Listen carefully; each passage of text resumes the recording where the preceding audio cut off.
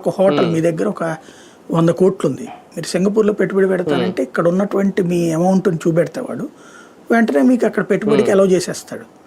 మీరు దిగేటప్పుడు ఒకడు కాగితం చేతిలో పట్టుకుని ఉంచుంటాడు ప్లేకార్డు, మీరు వెళ్ళగానే ఆ కన్సల్ట్ కంపెనీ ఆఫీస్ దగ్గరికి తీసుకుపోతాడు.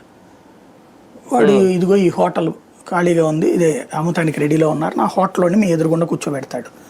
వాడు 85 కోట్లు చెప్పాడు, మీరు నాకు 70 కోట్లకే కావాలన్నాడు. మధ్య మార్గంగా 75 కోట్లకు ఓకే చేపిస్తాడు. ఓకే చేయించేసేసి ఆన్ ద స్పాట్ మీరు క్యాష్ పే చేసేస్తారు, హోటల్ తాళాలు మీ చేతికి ఇచ్చేసి వెళ్ళిపోతారు.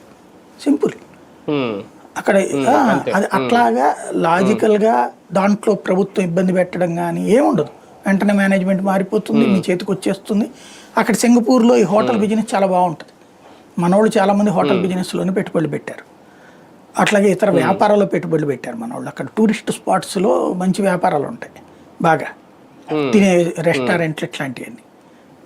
అక్కడ ఉన్న వాళ్ళల్లో మన వాళ్ళు లేబర్ ఎక్కడ బతుకుతారయ్యా అంటే సింగపూర్లో ఉన్నటువంటి షాపింగ్ మాల్స్లో, టీ స్టాల్స్లో, హోటల్స్లో పనిచేస్తూ ఉంటారు మనోళ్ళు వెళ్ళి.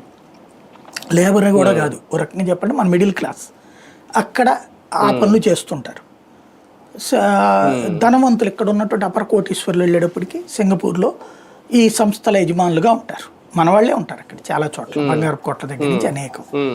కాబట్టి అట్లాంటి పెట్టుబడి